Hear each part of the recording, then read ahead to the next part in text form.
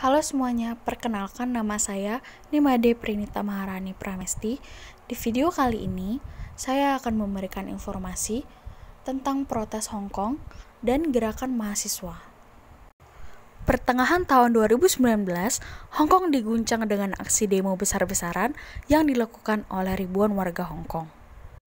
Demonstrasi ini digelar dalam rangka protes terhadap undang-undang ekstradisi yang akan disahkan di Hong Kong.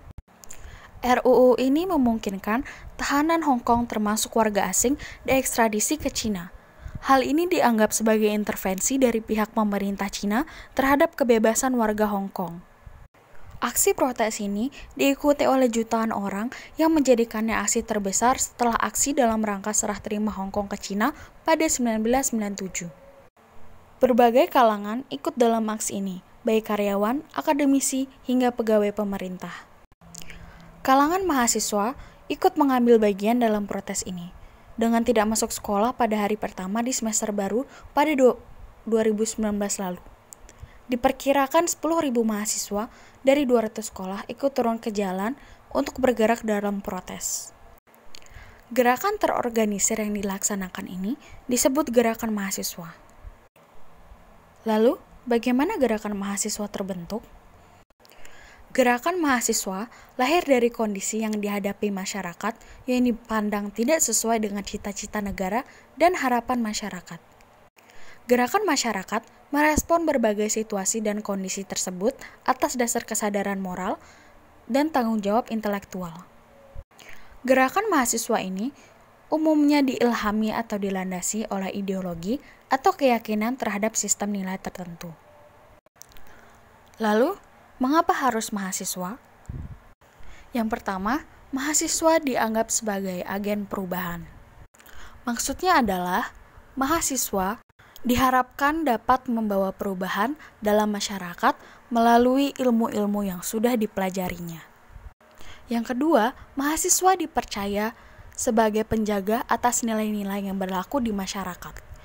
Nilai yang harus dijaga adalah nilai mutlak yang tidak mengandung keraguan dan bukan hasil dari suatu pragmatisme.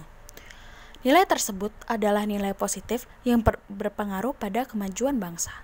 Selanjutnya adalah sebagai moral force, yang dapat diartikan dengan adanya kekuatan moral dalam kepribadian mahasiswa. Seorang mahasiswa harus menjadikan moral force sebagai acuan dalam berperilaku.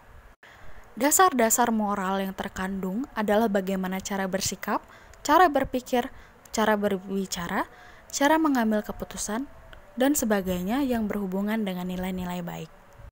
Kemudian mahasiswa sebagai social control. Social control yang dimaksud adalah mahasiswa sebagai pengontrol kehidupan sosial di masyarakat. Dalam hal ini, mahasiswa harus mampu menjadi jembatan masyarakat dengan pemerintah. Seorang mahasiswa harus mampu menjadi aspirasi masyarakat saat kebijakan yang dikeluarkan pemerintah berdampak pada menurunnya kesejahteraan masyarakat. Bagaimana dampak gerakan mahasiswa pada aksi Hong Kong lalu? Para mahasiswa memimpin jalannya aksi ini yang membuat komunikasi serta organisasinya efektif. Setelah demo besar-besaran ini, akhirnya RUU ekstradisi resmi dicabut oleh pemerintah Cina. Hal ini disambut gembira oleh rakyat Hong Kong.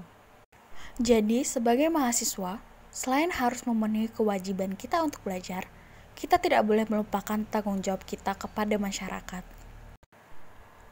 Sekian materi dari saya. Terima kasih telah menonton video ini. Sampai jumpa.